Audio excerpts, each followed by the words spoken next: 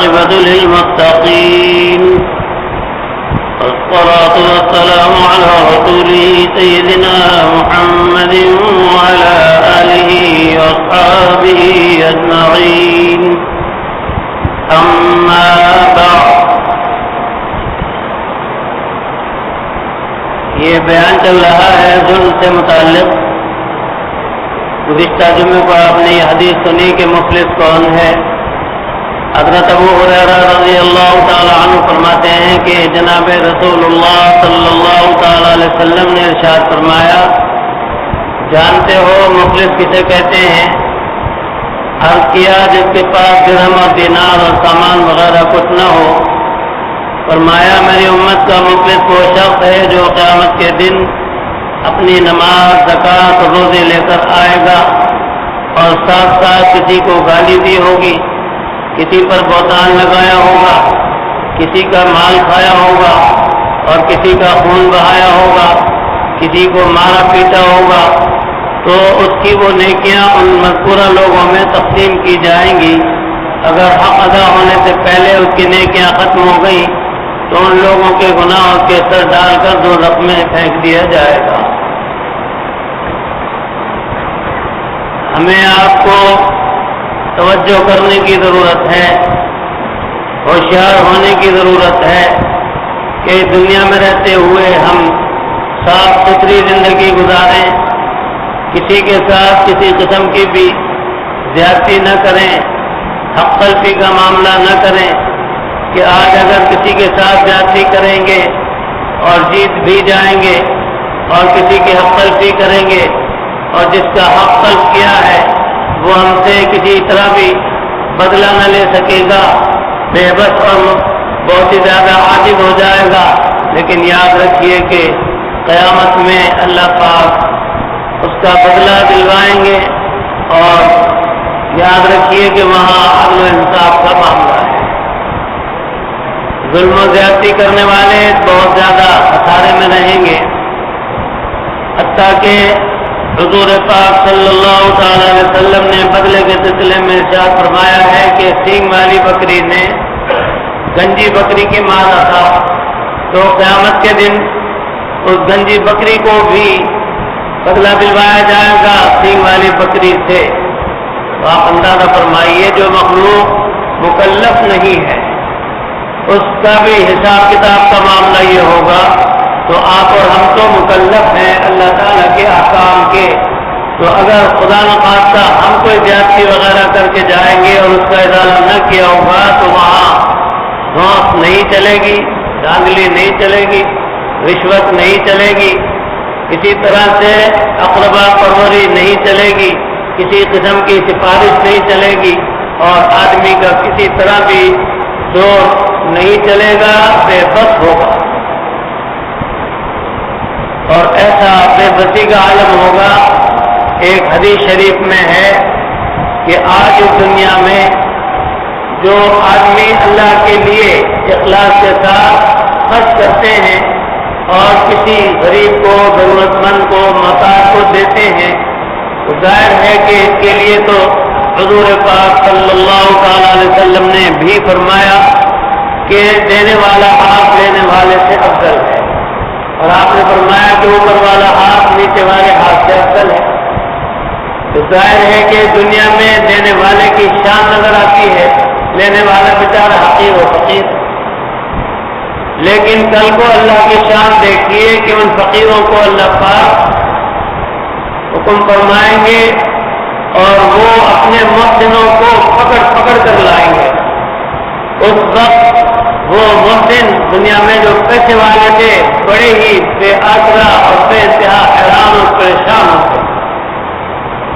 اس وقت جبکہ قسم پرسی کا عالم ہوگا، اللہ پاک ان مانگنے والوں کو، ضرورت مندوں کو، محتاجوں کو ایسا اعزاز بخشیں گے کہ جس نے تمہارے ساتھ دنیا میں احسان کیا ہے ان کو پکڑ کر ہمارے پاس لاؤ. جیسی ان کی یہاں پر اگر وہ بیچارے کمزور تھے اس کے لحاظ سے، مالی لحاظ سے، تو کل کو اللہ تعالیٰ ان کو یہ عزت بخشیں گے. اور اس کے بعد پھر جب وہ پکڑ کر اپنے سارے محسنوں کو سامنے لے آئیں گے تو اللہ پاک فرمائیں گے کہ جاؤ ان کو جنت میں لے جاؤ۔ غرض کہ انسان کس چیز پر اکڑے گا اور کس چیز پر اترائے گا۔ تو اللہ تعالیٰ کا کرم ہے کہ جو مہربانی فرماتے ہیں کہ کوئی ہاتھ دینے والا ہے، کوئی ہاتھ لینے والا ہے۔ یاد رکھیے کبھی بھی غرور مت کیجیے اور عاجزی کے ساتھ میں اللہ تعالیٰ کی راہ میں خرچ کرتے رہیں، ظلم و زیادتی سے بچتے رہیں، عدل و انصاف کو ہمیشہ محفوظ رکھیں۔ سرکار دو جہاں صلی اللہ تعالیٰ علیہ وسلم میں اور میرے ماں باپ آپ پر قربان، آپ نے کیسی پیاری پیاری تعلیمات دی ہیں۔ عدل و انصاف کی اس پر عمل کر لیا جائے تو کسی قسم کا کوئی بھی حق باقی نہ رہے گا اور حق تلفی کی نوبت ہی نہ آئے گی۔ آپ نے تو جانوروں تک کا بھی فرما دیا، پچھلے جمعے کو عرض کر چکا ہوں کہ ایک باغ کے مالکان تھے، باغ میں موجود تھے، جیسے باغات میں ایک جگہ ایسی بنا لیتے چھپر وغیرہ وہاں لگا لیا اور بیٹھنا اٹھنا رہتا ہے، تو وہاں مالکان موجود تھے کہ سرکار دو جہاں صلی اللہ تعالی علیہ وسلم باغ میں تشریف لائے، جیسے ہی دروازے میں داخل ہوئے تو انہوں نے وہیں سے شور مچایا اور کہا کہ یا رسول اللہ اس طرف ہمارا اونٹ بہت بکھرا ہوا کھڑا ہوا ہے، آپ ادھر مت جائیے، غصے میں ہے۔ تو آپ اسی کے پاس چلے گئے اور جب تشریف لے گئے تو اس نے اپنا سر جو ہے اپنا منہ گردن آپ کے مبارک کندھے پر رکھ دیا۔ آپ نے اس سے بات چیت کی اور پھر مالکان کے پاس آئے اور فرمایا کہ بھائی وہ تمہاری شکایت کر رہا تھا کہ مجھ سے کام تو بہت لیتے ہیں اور کھانے کو کم دیتے ہیں۔ فرمایا کہ کھانے پینے میں بھی کچھ اضافہ کرو۔ میرے محترم دوستو، جانور ہو یا آدمی ہو، خالق کا حق ہو یا مخلوق کا حق کی ادائیگی بہت ضروری، اور اس کے ساتھ ساتھ کسی کے ساتھ میں کسی قسم کی زیادتی کی اجازت نہیں۔ یہ دنیا ہے۔ سرکار دو جہاں صلی اللہ تعالی علیہ وسلم نے کتنی پیاری پیاری تعلیمات دی کہ تم اپنے غلام کو اپنے ساتھ بٹھا کر کھانا کھلاؤ، ہاتھ پکڑ کر لاؤ اور اپنے دسترخوان پر بٹھاؤ اور کھلاؤ۔ ظاہر ہے کہ غلام غلام ہے، آقا آقا ہے، لیکن آپ نے ایسے اخلاق سکھائے کہ اس پر وہ عمل پیرا رہے تو بہت زبردست اجر و ثواب کا حقدار۔ ایسے لوگ کم ہیں۔ غلام تو ملکیت ہوتا ہے جو اب اس کا سلسلہ ہی نہیں رہا، لیکن بہرحال ملازمین تو آزاد ہیں۔ اس کے باوجود بھی بہت بڑی تعداد ہے کہ جو ملازمین کو بہت ہی حقیر سمجھتے ہیں اور ان کو اپنے ساتھ کھلانا پلانا پسند نہیں کرتے ہیں۔ وہ بھی تو ایک آزاد آدمی ہے۔ قسمت کی بات ہے، سودا ہے قسمت کا کہ اس طرح سے اللہ پاک نے اس کو ماتحت بنا دیا ہے اور اس کو سرپرست بنا دیا ہے، لیکن آدمی کو سوچنا چاہیے کہ آج یہ سلسلہ اس طرح ہے، گرمی کل کو اس کے حق بھی تو ہو سکتا ہے، کیونکہ ہمارے آپ کے ہاتھ میں نہیں، اللہ پاک کے ہاتھ میں ہے۔ میں کبھی کبھی آپ کو واقعات سناتا ہوں، ایسے واقعات رونما ہو چکے۔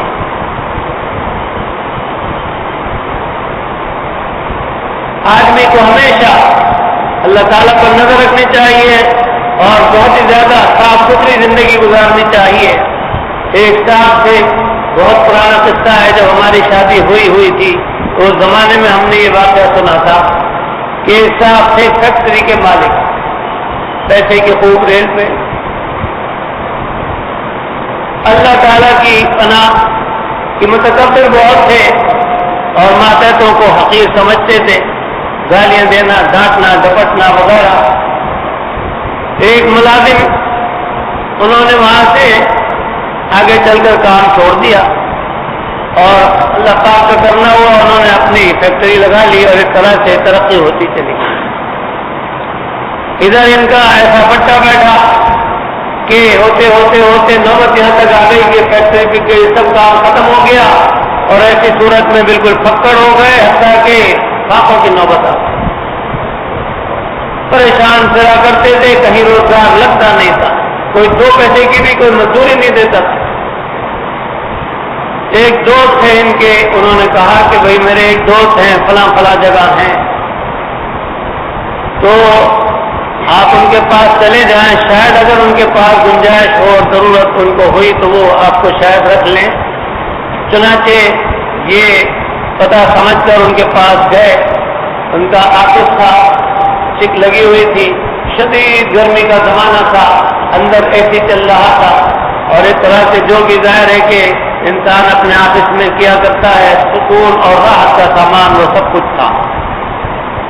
انہوں نے اجازت لی، چک ہٹائی اور اندر گئے اور مالک فیکٹری کو سلام کیا۔ وہ کھڑے ہو گئے، ہاتھ ملایا اور کہا کہ تشریف رکھیے، اور بیل بجا دی، میزبانی، اور اس کے بعد ملازم کو کہا کہ ٹھنڈا لے آؤ۔ چنانچہ ٹھنڈا منگا لیا۔ ان سے پوچھا کہ آپ کیسے تشریف لائے؟ کہا کہ میں بہت مجبور اور بڑا پریشان حال ہوں، فاقوں کی نوبت آئی ہوئی ہے، اگر آپ کے یہاں کوئی جگہ ہو تو مجھ جیسے کو بھی کوئی جگہ ہو رکھ لے تو مہربانی ہوگی۔ مدعا سننے کے بعد بوتل آ گئی، پلائی، اس کے بعد لے کر اپنی فیکٹری کا دورہ کرایا کہ یہ سارا کام ہے، آپ آج ہی سے ملازمت پر ہیں، اور آپ کا کام صرف اتنا ہے، ایک جگہ بتا دی کہ آپ یہاں بیٹھیں گے، اور وقفے سے بہت جلدی بھی نہیں، وقفے سے آپ پورا دورہ کر لیا کریں، بس اتنا کام ہے۔ اور پھر کہا کہ کل سے آپ ڈیوٹی پر آ جائیں، آج جائیے، اور ان کو رخصت کرنے آئے دروازے پر، اور چلتے ہوئے ہاتھ میں ایک لفافہ دبا دیا۔ سستا زمانہ، اگر 1500 بھی دیے ہوں گے تو سستے زمانے میں وہ بھی بہت تھے۔ بہرحال باہر آ کے دیکھا، دل بڑا خوش ہوا کہ مالک بڑے اچھے آدمی ہیں، بڑے خیر آدمی ہیں۔ حالت ایسی تھی کہ ہوائیاں اڑ رہی تھی، گرمی شدید پڑ رہی تھی، بھوکے اور پیاسے تھے، باہر کے کل سے وہ نوکری پر آ گئے۔ پھر اس طرح سے وہ اپنی ڈیوٹی انجام دیتے رہے۔ ہفتے میں ایک آدھ دفعہ ملاقات ہوتی تو وہ پھر ہاتھ میں لفافہ دبا دیا کرتے۔ مہینے کے آخر میں تنخواہ بھی لگائی تو بڑی معقول تنخواہ لگا دی۔ اللہ کی شان ہے، میں پہلے بھی کچھ عرض کر چکا ہوں، میں جب یہ واقعہ بیان کرتا ہوں مجھے حضرت یوسف علیہ نبینا علیہ السلام یاد آ جاتے ہیں کہ جب تک اللہ تعالیٰ نے چاہا تو بھائیوں کی آنکھوں پر پردہ ڈالے رکھا۔ حالانکہ آمنے سامنے ہوتے تھے، بات چیت ہوتی تھی، سب کچھ ہوتا تھا، لیکن جب تک رب کا حکم ہوا آنکھوں پر پردہ پڑا رہا، بھائیوں کو پہچانے نہیں۔ خاص طور سے حضرت یوسف علیہ السلام کو یہاں بھی یہی ہوا کہ اس طرح سے گاڑی چلتی رہی، اور کئی مہینے جب گزر گئے تو پھر اللہ پاک نے وہ پردہ ہٹا دیا۔ ملازم نے سوچا کہ یہ آواز بڑی جانی پہچانی لگ رہی ہے، سوچا تو تھوڑی دیر بعد یہ مسئلہ حل ہو گیا کہ یہ تو میرے یہاں ملازم تھے فلاں صاحب۔ اب ان کے اخلاق کا جو ظاہر ہے کہ عمل پوری طرح سے سامنے تھا، مشاہدہ تھا، ان کو سوچ کر بے انتہا شرمندہ ہو گئے کہ میں نے ان کے ساتھ کیا سلوک کیا، خوب گالیاں دیتا تھا، ڈانٹتا تھا، ڈپٹتا تھا، اور ان کا عالم یہ دیکھو کہ روز اول سے کتنے عزت بخش ہیں، اور وقتاً فوقتاً لفافہ بھی دیتے تھے، تنخواہ الگ بہت بڑی معقول۔ چنانچہ پھر دل میں بڑی ندامت جیسی بڑی غلبہ ہو گیا، تو پھر ہمت کر کے ان کے پاس دوبارہ گئے آفس میں اور سلام کر کے بیٹھے۔ کہا کہ میں بہت شرمندہ ہوں، میں اب پہچانا کہ آپ فلاں ہیں، اور میں نے آپ کے ساتھ بہت برا سلوک کیا تھا، بہت ڈانٹتا ڈپٹتا تھا، گالیاں وغیرہ دیتا تھا، لیکن اللہ تعالیٰ کی شان ہے۔ تو ملازم جو مالک فیکٹری تھے انہوں نے کیا کہا کہ میں آج بھی آپ کا ملازم ہوں، نمک خوار ہوں، اور آپ کو اب پہچانے، میں تو جب آپ سے ہٹا کر اندر داخل ہوئے تھے جب ہی پہچان گیا تھا، اور آپ بالکل بلا تکلف ہر طرح سے درگزر ہے، کوئی مسئلہ نہیں، آپ بس یہاں میں تو آپ کو صرف حاضری کے لیے اسی لیے تکلیف دیتا ہوں، ورنہ ظاہر ہے کہ آپ میرے مہربان اور محسن ہیں۔ اللہ کی شان دیکھیے کہ اللہم مالک الملک تؤتی الملک من تشاء وتنزع الملک ممن تشاء وتعز من تشاء وتذل من تشاء بیدک الخیر انک علی کل شیء قدیر۔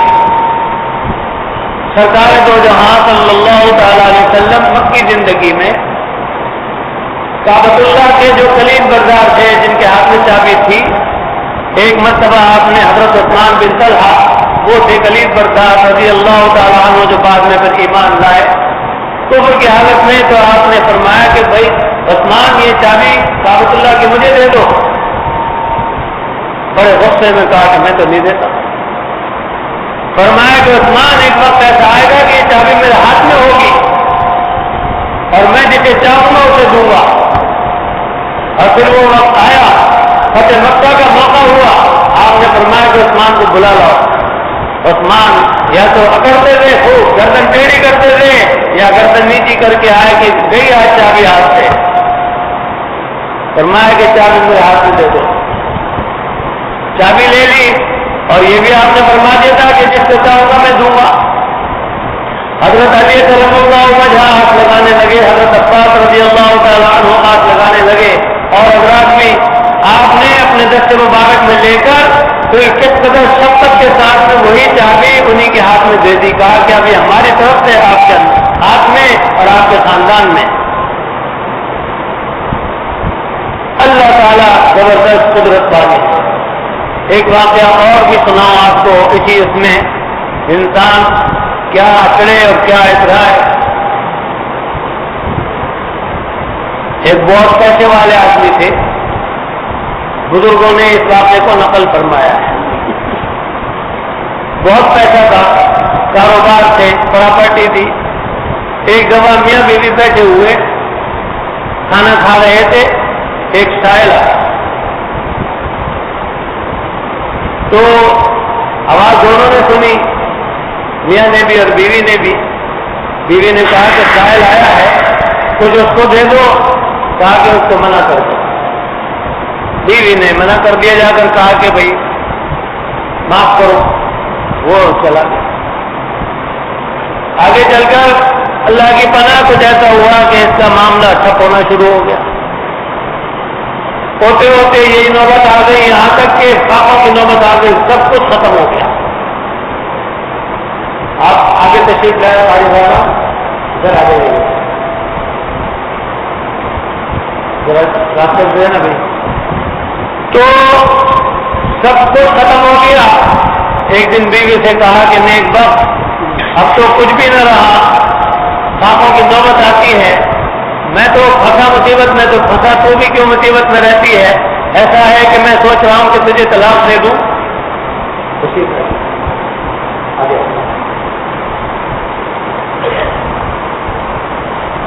یہ خوشی ہے، تجھے طلاق دے دوں تو کسی اور سے نکاح کر لے، تاکہ کم از کم تو پریشان نہ ہو. میں تو جو کچھ ہو گیا تو ہو گیا، پریشانی کا شکار ہو. چنانچہ طلاق دے دی. انہوں نے دوسری جگہ شادی کری. وقت گزرتا گیا گزرتا گیا گزرتا گیا. ایک دن ایسا پھر اتفاق ہوا کہ یہ دونوں میاں بیوی نے جن سے نکاح کیا تھا یہ دونوں بیٹھے ہوئے کھانا کھا رہے تھے. اللہ کا کرنا ہوا کہ اس وقت ایک سوالیہ آ گیا. بیوی نے کہا سوالیہ آیا ہے، کہا کہ کھانا دے دو. اب جب وہ باہر گئی اور اس کو کھانا دیا، واپس جو آئی تو آنکھیں بھیگی ہوئی تھی اور آبدیدہ ہو کر آئی تھی. کہا کہ خیر تو ہے، کیا ہوا؟ نیک وقت روتی ہوئی آئی ہے، کیا ہوا؟ کہا کہ کیا بتاؤں. باہر سے سوال کرنے آیا، وہ میرا پہلا شوہر ہے. کہا کہ نیک وقت تو دروازے پر جو سوال کرنے آیا تھا وہ میں ہی تھا. بات سمجھ گئے ہوں گے امید ہے آپ. اللہ کی شان ہے، اللہ کے ہاتھ میں ہے. ہم کبھی بھی اترائے نہیں، اکڑے نہیں، غرور نہیں کریں. جو بھی نیکی کریں اس میں اللہ پاک سے اس بات کی دعا کریں کہ یا اللہ قبول فرما لیجیے، آپ کی مہربانی ہے جو آپ نے توفیق عطا فرما دی ہے. حقیقت ہے، اس میں کوئی شک نہیں. اسی طرح ایک صاحب یہاں ہمارے صدر صاحب کے پاس آیا کرتے تھے. ہم اس زمانے میں مسجد کے گھر میں رہتے تھے. تو ایک صاحب ڈرائیوری کرتے تھے، وہ گاڑی میں بیٹھے ہوئے تھے. میں گھر سے باہر نکلا، ان سے سلام دعا ہوئی، خیر خیریت ہوئی. تو انہوں نے بتایا کہ میرے صاحب کو صدر صاحب کے پاس آئے ہوئے ہیں، بات چیت کر رہے ہیں. پھر انہوں نے باتیں چلی تو باتوں میں باتیں بتائیں، کہنے لگے کہ اللہ تعالیٰ کی شان دیکھیے کہ کبھی میں ان کا افسر تھا جو میرے صحابہ بھائی ہیں میں ان کا افسر تھا، یہ میری ماتحتی میں تھے۔ آگے چل کر کچھ ایسا قصہ ہوا، اللہ کی شان ہے کہ نوکری انہوں نے بھی چھوڑ دی، میں نے بھی چھوڑ دی، وہ بھی کاروبار کرنے لگے، میں نے بھی نوکری چھوڑ دی، اور اس طرح سے آگے چل کر کچھ قصہ ایسا ہوا کہ انہوں نے کہا کہ بھائی تم اور ہم آپس میں ایک دوسرے کے دیکھے ہوئے ہیں، اگر تم چاہو تو میرے یہاں ملازمت کر لو۔ میں نے کہا ٹھیک ہے۔ تو کہنے لگے کہ اللہ کی شان ہے کہ آج میں ان کا ماتحت ڈرائیور ہوں، لیکن بہرحال صاحب جو ہے میرے وہ بہت اچھی عادت کے، بہت ہی خوش اخلاق ہیں، میرے ساتھ کبھی بھی کوئی ایسا سلوک یا برتاؤ نہیں کرتے ہیں جس سے ماتحتی ٹپکتی ہو یا کوئی حقارت کا کوئی عنوان نظر آتا ہو۔ تو باہر کیف کہنے کا مقصد ہے کہ اللہ تعالیٰ ہی ہیں جو کبھی بادشاہ کو فقیر بنا دیتے ہیں، فقیر کو بادشاہ بنا دیتے ہیں۔ ہمارے بزرگوں میں سے ایک بزرگ، ایک امام، ان کو ایک جگہ مخالفین نے نیچا دکھانے کے لیے کچھ سوالات کیے، تو اس میں انہوں نے فرمایا کہ بھائی یہ سوالات بہت زیادہ اہم ہیں، اور وقت کا خلیفہ جو تھا وہ باقاعدہ اسٹیج پر بیٹھا ہوا تھا کرسی کے اوپر۔ فرمایا کہ اس میں من جملہ سوالوں کے ایک سوال یہ بھی تھا کہ اس وقت اللہ میاں کیا کر رہے ہیں، ایک یہ تھا کہ اللہ میاں کہاں ہیں۔ تو بہرحال چند سوالات تھے، تو اس میں انہوں نے کہا کہ اتنے اہم سوال ہیں، اس کا جواب یوں نیچے کھڑے کھڑے تو نہیں دینا چاہیے اور دے نہیں سکتا، یہ شان کے خلاف ہے، اس کے لیے ضروری ہے کہ مجھے وہ کرسی خالی کر کے دی جائے، اس کرسی پر مجھے بٹھایا جائے تو جب جواب دوں گا۔ وہ تو بڑی بے عزتی کی بات تھی خلیفہ کے لیے کہ کرسی سے اتار کر نیچے کھڑا کر دیا جائے، لیکن بہرحال مصاحبین جو تھے ان کا حضور والا جب نہیں مان رہے ہیں تو تھوڑی سی دیر کے لیے یہی منظور فرما لیجیے۔ چنانچہ مشورے کے بعد خلیفہ جی جو تھے وہ کر کے نیچے کھڑے ہوئے، اور وہ جو تھے کرسی کے اوپر آ کر بیٹھے، فرمایا کہ اس وقت اللہ میاں یہی کر رہے ہیں کہ جو نیچے کھڑا تھا اس کو کرسی پر بٹھا رہے ہیں، جو کرسی پر بیٹھا تھا اس کو نیچے اتار کے کھڑا کر رہے ہیں۔ تو حقیقت یہی ہے، اللہم مالک الملک تؤتی الملک من تشاء وتنزع الملک ممن تشاء۔ ہندوستان میں ایک غلاموں کے خاندان کے فرد تھے، اور غلامی کا زمانہ گزر رہا تھا۔ بچپن میں ہمارے حضرت والا حضرت شیخ جناب ڈاکٹر عبید اللہ صاحب رحمۃ اللہ علیہ نے واقعہ بیان فرمایا تھا، اور ان کے حالات بڑے زبردست عجیب و غریب ہیں۔ فرمایا کہ بچپن تھا، مالکہ نے دہی لینے کے لیے بھیجا کہ جا کے دہی لے آؤ، تو راستے میں دہی لے چکے تھے، ٹھوکر لگی، گرے، برتن ٹوٹ گیا، دہی ضائع ہو گئی، کھڑے رو رہے تھے۔ کوئی مرد غیب آئے اور پوچھا صاحبزادے خیریت تو ہے، کیوں رو رہے ہو؟ کہا کہ دہی لی تھی وہ گر گئی، برتن ٹوٹ گیا، ہو رہا ہوں کہ مالکہ کو بتاؤں گا تو مرمت ہوگی۔ فرمایا کہ جس طرح آج مالکہ سے ڈر رہے ہو، کل کو ایسا وقت آئے گا تمہارے اوپر کہ بڑی زبردست آزمائش ہوگی تمہاری، تم اس وقت مالک سے ڈرنا۔ آج تم مالکہ سے ڈر رہے ہو، کل کو مالک سے ڈرنا، اور اس وقت کو یاد رکھنا۔ چنانچہ وقت گزرا اور اللہ تعالیٰ کی شان ہے، یہی بالکل مضمون ہوا، مالک الملک تؤتی الملک من تشاء، جس کو چاہے بادشاہ دیں اور جس سے چاہے چھینے، اللہ پاک نے ان کو ہندوستان کا بادشاہ بنا دیا۔ ابھی تھوڑے وقت پہلے یہ مضمون آج کر چکا ہوں، بڑا ایمان افروز مضمون ہے بزرگوں کے واقعات۔ تو بادشاہ ہوئے اور ایسے زبردست عدل و انصاف والے بادشاہ ہوئے، حضرت بختیار کاکی رحمۃ اللہ علیہ کے مریدین میں سے ہوئے، مریدین خاص میں سے ہوئے۔ حضرت شمس الدین التمش رحمۃ اللہ علیہ حکومت کی اور عدل و انصاف کیا، اللہ کو یاد رکھتے تھے، اور کیسا یاد رکھتے تھے؟ حضرت بختیار کاکی رحمۃ اللہ علیہ، یہ تو بات سمجھ میں آ گئی کہ غلام سے پہلے اور اللہ پاک نے بادشاہ دے دی، تو جس کو چاہتے ہیں ملک دیتے ہیں، جس سے چاہتے ہیں لے لیتے ہیں۔ اللہ تعالیٰ نے ایسی زبردست بزرگی عطا فرمائی کہ حضرت بختیار کاکی رحمۃ اللہ علیہ کے خاص مریدین میں سے اور بعض حضرات نے جو فرمایا کہ خلفاء میں سے تھے. اور حضرت بختیار کاکی رحمۃ اللہ علیہ کی کیا بات تھی کہ کاکی جو مشہور ہوئے یہ مدرسہ ولی تھے اور بہت اونچے درجے کے ولی تھے. ان کے یہاں آنے والوں کو پیسٹری ملا کرتی تھی. یعنی کرامت کا یہ عالم تھا سر جب تھا فوری طور پر کرامت کا زور ہوتا تھا اور مریدین خاص کو خدام خاص کو فرماتے کہ بھائی یہ آنے والے آئے ہیں ذرا ان کو پیسٹری دو. تو وہ کہیں سے بھی رستے ہوئے بظاہر نظر آتے تھے کہ کیچڑ کھڑک رہے دیکھتے دیکھتے پیسٹری اور اس کے اوپر حلوہ بھی رکھ دیا کرتے تھے. اور جتنے بھی آدمی آتے تھے ایک کو نہیں کہا جاتا تھا کہ بھائی تمہارے لیے نہیں ہے ختم ہو گیا, سب کو دیا جاتا تھا.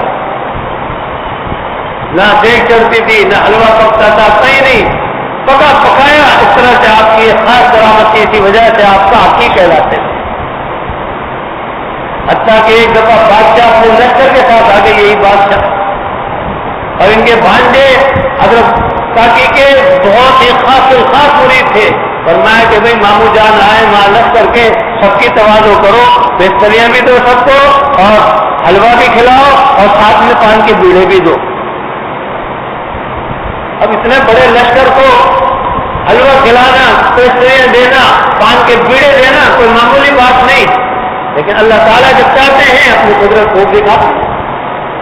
سرکار دو جہاں صلی اللہ تعالی علیہ وسلم اپنے صحابہ کو لے کر ایک گھر میں جاتے ہیں. گھر والوں نے تو کہا کہ 2-4 آدمیوں کا ہی کھانا ہے, لیکن آپ نے فرمایا سب چلو میرے ساتھ. تو اللہ کی شان دیکھیے, آپ نے اپنا لحاظ مبارک آٹے میں ڈال دیا, ہانڈی میں ڈال دیا. روٹیاں بھی پک رہی ہیں, ہانڈی میں سالن بھی پک رہا ہے, کھانے والے کھا رہے ہیں, سارے خراب ہو گئے اور پھر بھی کھانا جو ہے جو کا تو باقی رہ گیا. باہر کا ان کی کرامات تھی. تو جب ان کا وصال ہونے لگا انہوں نے وصیت فرمائی تھی میرا جنازہ وہ پڑھائے گا جس کی کبھی عصر کی سنتیں فوت نہ ہوئی ہو. میرا جنازہ وہ پڑھائے گا جس کی کبھی تہجد فوت نہ ہوئی ہو. اور میرا جنازہ وہ پڑھائے گا جس کی خیر وہاں پر نظر نہ پڑی ہو. اعلان پر اعلان ہو رہے ہیں, لاکھوں کا مجمع جمع ہے, کوئی آگے آتا نہیں. کافی وقت ہو گیا. مریدین خاص نے کہا کہ آپ نے جو بھی یہ حضرت ہیں اس شخص کے وہ ہیں لائق وہ آگے تشریف لائیں. جب کافی وقت ہو گیا تو بوجھل قدموں سے آگے آنے والے جن کو دیکھا تو وہ وقت کے بادشاہ حضرت سلطان شمس الدین التمش رحمۃ اللہ علیہ وہ آگے آئے اور فرمایا کہ آج مجھے شیخ نے رسوا کر دیا, میرا راز کھل گیا. کیسے وقت کے بادشاہ تھے جس کی زندگی میں اثر کے سنتیں فوت نہ ہوئی ہو, تہجد فوت نہ ہوئی ہو, اور بعض فرماتے بعض بزرگوں کے آسمان پر بغیر وضو کے نظر نہ کی ہو. کیسا ادب کا عالم تھا, کیسے تقوی کا عالم تھا. تو پار کے اللہ تعالیٰ کی زبردست شان ہے. اس لیے اگر ہمیں آپ کو اللہ پاک نے کچھ حیثیت عطا فرمائی ہے تو ان کی عطا ہے, ہمارا اپنا کوئی کمال نہیں ہے. اسی لیے میں تو کہا کرتا ہوں اور اپنے آپ کو بھی کہتا ہوں کہ جب اللہ پاک کو حقیقت عطا فرماتے ہیں خرچ کرنے کی اور دینے کی تو میں اللہ میں ایسے کہتا ہوں یا اللہ خالص آپ کی رضا کے لیے دے رہا ہوں. اخلاص اس میں پیدا فرما دے, خالص آپ کی رضا مقصود ہے, کوئی اور بات مقصود نہیں. اور اس میں بھی کوئی شک نہیں جب تک مالک کی طرف سے حکم نہ ہو کہ یہ قبول ہوگا لیا جائے گا اس وقت تک دینے والا دے نہیں سکتا. تو بہرحال اب کرنے کا مقصد ہے کہ آدمی کیسے کیسے دنیا میں بڑے بڑے پیسے والے ہوں گے اور کروڑوں والے ہوں گے, لیکن ان کے بہت سے ایسے ہوں گے کہ جو وہاں پر بہت ہی کملے ہو جائیں گے. نمازیں بھی پڑھی, روزے بھی رکھے, سبھی کچھ کیا, لیکن ساتھ ساتھ خرابیاں بھی تھی, برائیاں بھی تھی. تو وہاں اس کا حساب جو نپٹایا جائے گا وہ معاملہ سارا گڑبڑ ہو جائے گا, لیکن ساری پڑ جائیں گی اور آدمی جو ہے فقر ہو جائے گا. جس کے بعد بھی حقانے باقی رہیں گے تو ان کے گناہ لے کر اس پر لاد کر اور اس کو جہنم میں پھینک دیا جائے گا. اللہ کے پیارے نبی نے اس لیے بتایا کہ دنیا میں رہتے رہتے سدھر جاؤ. اگر کچھ غلطیاں کی ہو, کچھ گڑبڑیں کی ہو تو ماں کی تلافی کر لو, ازالہ کر لو. بہت ہی اچھا ہے کہ آدمی اپنی زندگی میں سوچ و بچار کر کے ازالہ کر لے. اور ہمارے مریدین میں سے ہیں بعض اور ایک تو خاص طور سے بہت ہی اہتمام کے ساتھ برسوں سے اس چیز کو سمجھ کر جب سے انہوں نے سنا ہے ہر مہینے کچھ پیسے خرچ کرتے ہیں اللہ کی راہ میں اسی نیت سے کہ زندگی میں ہم سے کوئی بھی سروگزار ہوئی تو ہو تو اللہ تعالیٰ معاف فرما دے، اور جن کے حقوں میں اللہ پاک ثواب دے دے ان کی بھی اور ان کی بھی مغفرت فرما دے۔ تو اس طرح سے حقیقت یہ بڑا اچھا سلسلہ ہے کہ مہینے میں کچھ نہ کچھ رقم ایسی مقرر کر لیں، اور اسی نیت سے کہ زندگی میں بہت سے واقعات ایسے ہوتے آدمی بھول جاتا ہے، تو اللہ تعالیٰ کے علم میں تو سب کچھ ہے، وہ کسی بھی غریب کو مستحق کو دے دیا کریں اسی نیت سے، تاکہ کل کو معافی کا معاملہ نہ ہو، ورنہ معاملہ بڑا نہ ہو۔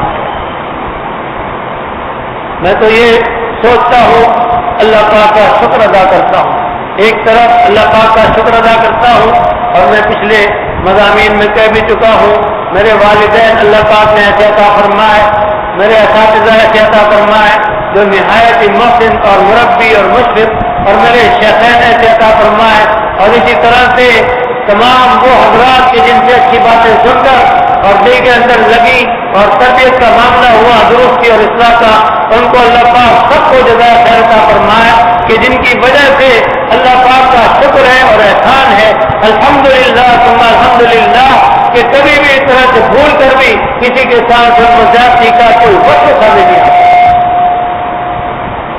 اور دوسری طرف یہ بھی سوچتا ہوں جو حضرات اس طرح سے نالائقیاں کرتے ہیں، پیسے کھا جاتے ہیں، لوگوں کے مال ہڑپ کر لیتے ہیں، ناجائز طریقے سے غصب کر لیتے ہیں، چیٹری کرتے ہیں اور کھا پی کر بھاگ جاتے ہیں، ٹکار لے لیتے ہیں، ان کے لیے سوچتا ہوں کہ یا اللہ ان کا کیا ہوگا۔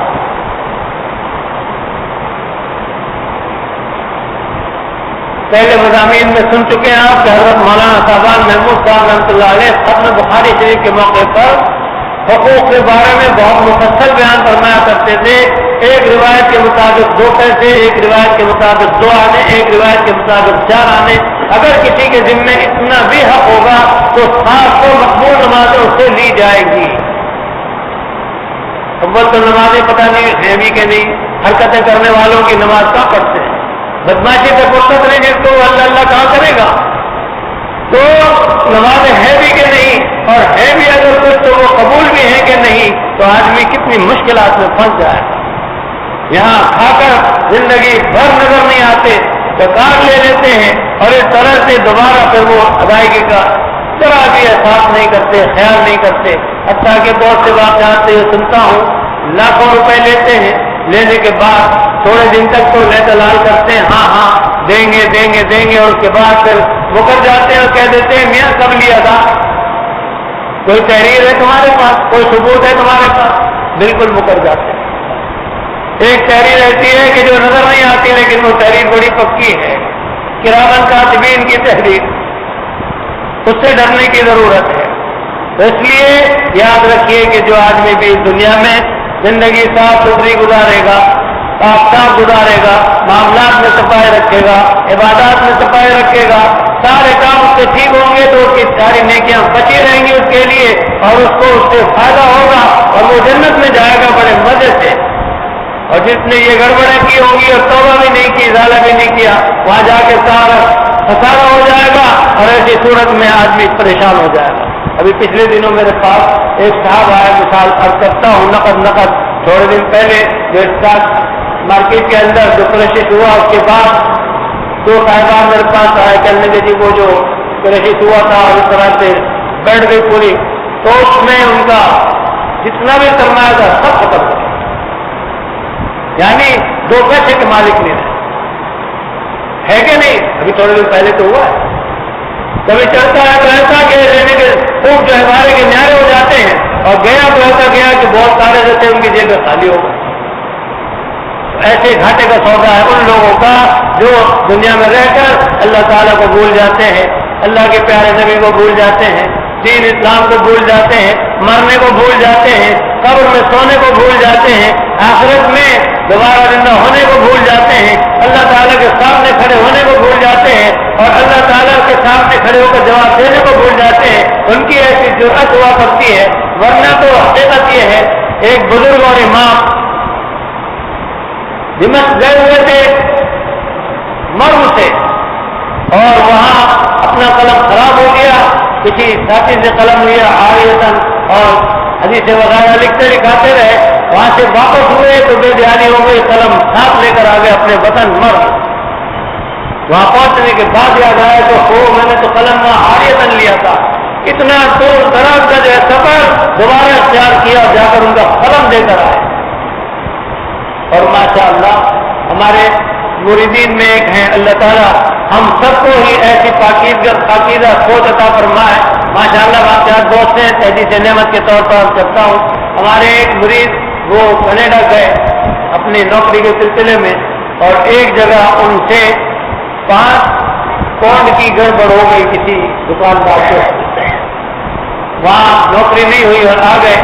وہاں سے آنے کے بعد پھر بیان سنے تو بڑا احساس ہوا کہ بڑی غلطی ہوئی، 5 پاؤنڈ کا معاملہ گڑبڑ ہو گیا، بے چینی ہو گئی، نیند نہیں آتی۔ پھر اللہ کا کرنا ہوا، پھر انہوں نے گھر والوں سے کہا کہ میں دوبارہ پھر کوشش کرتا ہوں، اور دل میں جو خلیج تھی اصل وہ یہ تھی کہ یہ 5 پاؤنڈ کا مسئلہ میرے بغیر حل نہیں ہوگا۔ تو آپ اندازہ فرمائیے کہ 5 پاؤنڈ کی ادائیگی کی خاطر اتنا طویل ترین سفر دوبارہ اختیار کیا۔ گھر والوں نے کہا کہ ایک ٹرائی اور کرتا ہوں، دوبارہ گئے، جا کے ان کے 5 پاؤنڈ ادا کیے، دل کو تسلی ہوئی، نوکری تو پھر بھی نہیں بھی ہوئی اور خاص تو دلچسپی بھی نہ تھی، واپس آ گئے۔ مجھ سے تذکرہ کیا کہ اس وجہ سے پریشان تھا کہ اگر اس حالت میں موت آ گئی تو مسئلہ بڑا پیچیدہ رہ جائے۔ تو میرے محترم دوستو، ہماری آپ کی سوچ ایسی ہی ہو کہ ہم کسی کا پیسہ پائی اپنے ذمہ نہ رکھیں، اور جب آپ معاملات میں صفائی رکھیں گے تو میں اللہ تعالیٰ کی رحمت پر بھروسہ کر کے کہتا ہوں کہ اگر خدا نخواستہ کبھی بھول چوک ہو جائے گی، اللہ تعالیٰ کیا دلاتے ہیں۔ مجھ سے کئی دفعہ ایسا ہو جاتا ہے، ہمارے مہربان حضرات ہیں، دکاندار صاحبان، سودا وغیرہ لیا، کوئی بھی بچہ آ گیا اس کو ٹافی دلا دی 1-2 روپے کی، اور اس وقت جان نہیں رہا کہ حساب میں لکھوا دوں یا ادا کر دو، چلا گیا، انہیں بھی یاد نہ رہا۔ نماز کے اندر اللہ پاک نے ایک دن یاد دلایا کہ ہو تم نے ٹافی دلائی تھے، پیسے تو دیے۔ بے چینی ہو جاتی ہے ادائیگی کرنے کے بعد اللہ کا شکر ادا کرنا۔ اس طرح سے کبھی بھی کوئی ہو جاتا ہے تو اللہ پاک یاد دلا دیتے ہیں، ورنہ ویسے بڑے معاملات کے اندر اللہ پاک کا شکر ہے۔ اللہ تعالیٰ میرے سارے بزرگوں کو جزا خیر عطا فرمائے، جتنے بزرگ بھی دنیا سے جا چکے اللہ تعالیٰ ان کی قبروں کو نور سے پر فرمائے اور درجات عالی عطا فرمائے۔ جو زندہ ہے اللہ پاک انہیں سلامتی عطا فرمائے، ان کے لیے اللہ پاک مرتبے اور درجات بلند فرمائے کہ ان حضرات نے دین کی تعلیم دی، بتایا تو اللہ پاک کا شکر ہے کہ الحمدللہ ثم الحمدللہ کہ سوچ اتنی اچھی ہے اللہ پاک کے فضل سے، اس کی عنایت اور مہربانی سے کبھی بھی اس طرح سے کسی کے ساتھ میں گڑبڑ کرنے کا ذرا سا وقت ثابت نہیں۔ مکہ مکرمہ میں نے دکان پر ملازمت کی اور میری آزمائشیں تھی، اللہ پاک کا بڑا شکر ادا کرتا ہوں کہ جس نے ایسے ماں باپ دیے، ایسے بزرگ اور شیخ دیے، ایسے استاد دیے، اور جن کی صحبتوں میں بیٹھا ایسے مربی حضرات دیے کہ اللہ پاک کے فضل سے ایک پیسے کا بھی کبھی وہاں پر میں نے کوئی ایسا کام نہیں کیا جو گڑبڑ کا ہو۔ حتیٰ کہ کفیل وہ کبھی ایک اور میرا دوست تھا، وہی ملازم تھا، وہ مجھ سے سینئر بھی تھا اور گویا کہ ایک قسم کا ہمارا وہ نگراں بھی تھا، سپروائزر بھی تھا، تو وہ کہا کرتا تھا کہ یار کفیل تم مولانا کو نہیں پہچانے، مولانا کو میں پہچانا۔ ان سے سودا طلب لیتا، سامان لیتا، انہیں یاد نہیں رہتا، میں یاد دلا کر نوٹ کراتا تھا کہ میں نے فلاں سامان لیا تھا، تو وہ بہت خوش ہوتے تھے اور متاثر ہوتے تھے۔ انڈونیشیا کے تھے، کہتے تھے یار مولانا تم جیسے آدمی ہم نے بہت کم دیکھے، ورنہ آدمی سوچتا ہے جب مالک کو بھی یاد نہیں اور ملازم کو بھی یاد نہیں تو چلو اس کا ختم، لیکن بات ساری وہی ہے کہ آخرت کی فکر ایسی پیدا کی۔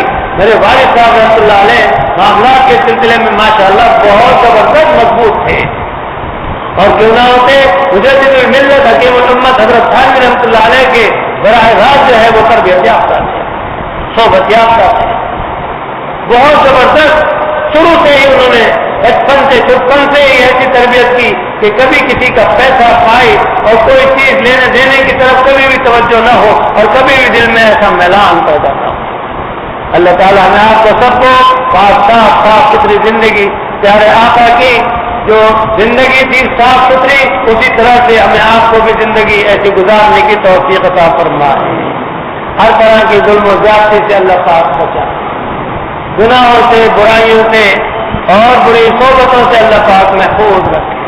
اللہ پاک نیک صحبتیں ہمیشہ عطا فرماتے رہیں، ان کا بڑا کرم ہے اور احسان ہے جنہوں نے ہمیں اپنے ایسے نیک بندوں سے وابستہ فرمایا، اور ان کی صحبت ایسی تریافتہ اور اخیر کا حکم رکھتی تھی، تاکید ایسی زبردست تھی کہ ان کی صحبت میں بیٹھ کر اللہ پاک کا شکر ہے کہ یہ سوچ ہماری اللہ پاک کے فضل سے بڑی اچھی رہی اور اچھی ہے۔ دعا یہی ہے کہ اللہ پاک اسی پر قائم رکھے اور اسی پر اللہ پاک ہمارا خاتمہ فرمائے۔ بتانے کا کہنے کا مقصد کوئی بڑائی نہیں، اللہ تعالیٰ کا شکر ادا کرتے ہوئے تحدید نعمت کے طور پر، اس لیے کہ ہم میں اگر کوئی گڑبڑ ہو تو وہ اپنی درستی کی فکر کرے، اور اس طرح سے آپ اور ہم سارے کے سارے ایک ہی کشتی کے سوار ہوں اور سرکار دو جہاں صلی اللہ تعالی علیہ وسلم کا ساتھ نصیب ہونے کا سامان ہو جائے۔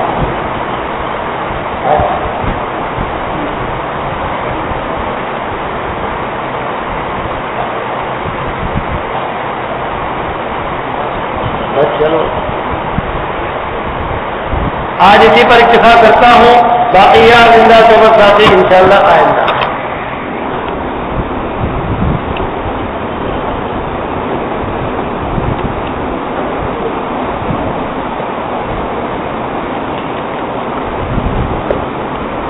ہمارے دوست ہیں، ان کے والد صاحب جناب محمد نسیم الدین صاحب ابھی اسی ہفتے دبئی میں ان کا اچانک انتقال ہوا۔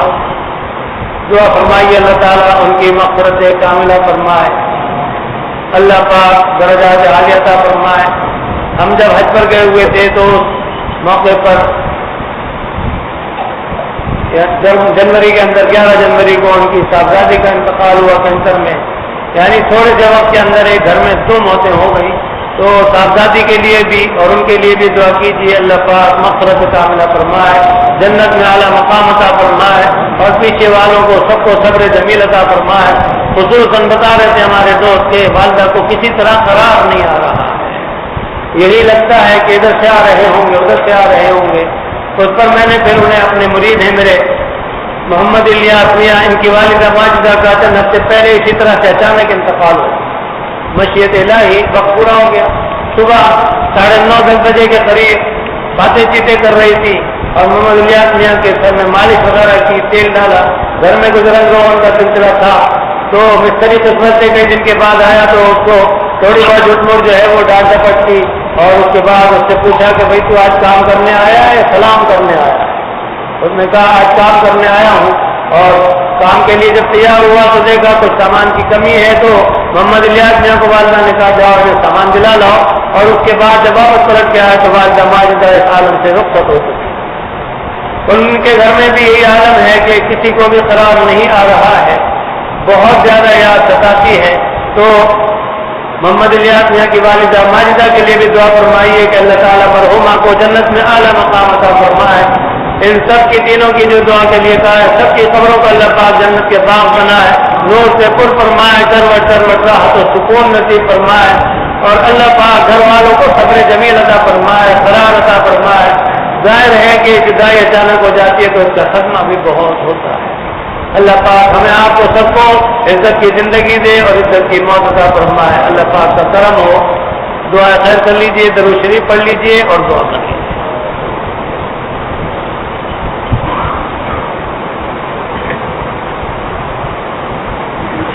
اللهم صل على سيدنا ومولانا محمد وعلى آل سيدنا ومولانا محمد وبارك وسلم. اللهم انت السلام ومنك السلام تبارك يا ذا الجلال والإكرام. اللهم أعنا على ذكرك وشكرك وحسن عبادتك. اللهم وفقنا لما تحب وترضى. ربنا آتنا في الدنيا حسنة وفي الآخرة حسنة وقنا عذاب النار. ربنا ظلمنا أنفسنا وإن لم تغفر لنا وترحمنا لنكونن من الخاسرين. ربنا لا تجعلنا فتنة للقوم الظالمين ونجنا برحمتك من القوم الكافرين. ربنا اغفر لنا ولإخواننا الذين سبقونا بالإيمان ولا تجعل في قلوبنا غلا للذين آمنوا. ربنا إنك رؤوف رحيم.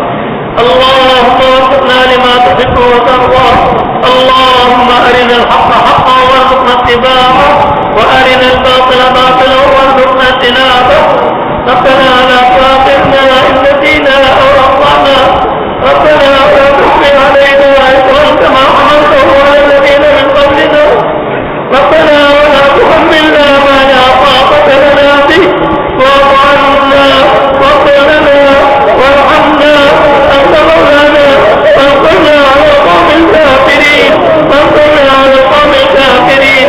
ربنا اغفر لنا ولإخواننا الذين سبقونا بالإيمان ولا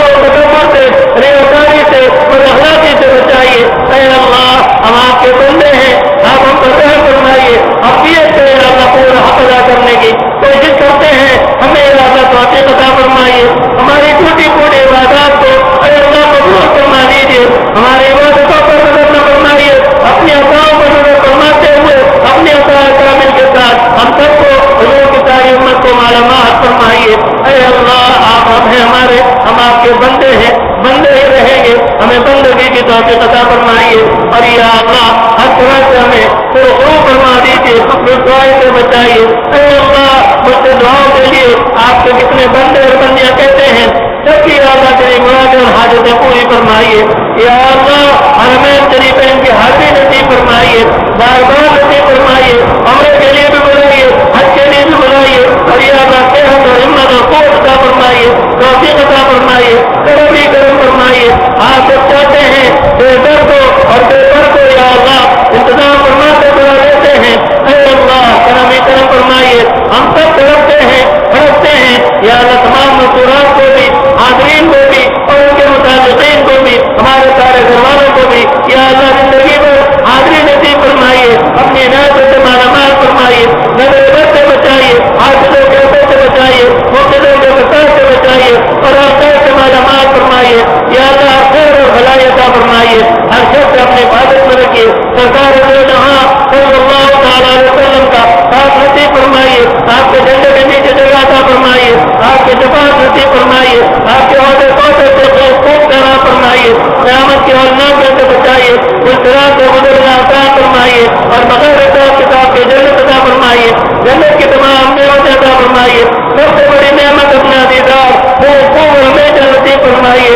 اے ارحم الراحمین جہنم کی آگ سے، قبر کے عذاب سے، دنیا کے عذاب و فتنوں سے بچا لیجیے، ہم سب سے راضی ہو جائیے اور ہم سب کو اپنے سے راضی کر لیجیے۔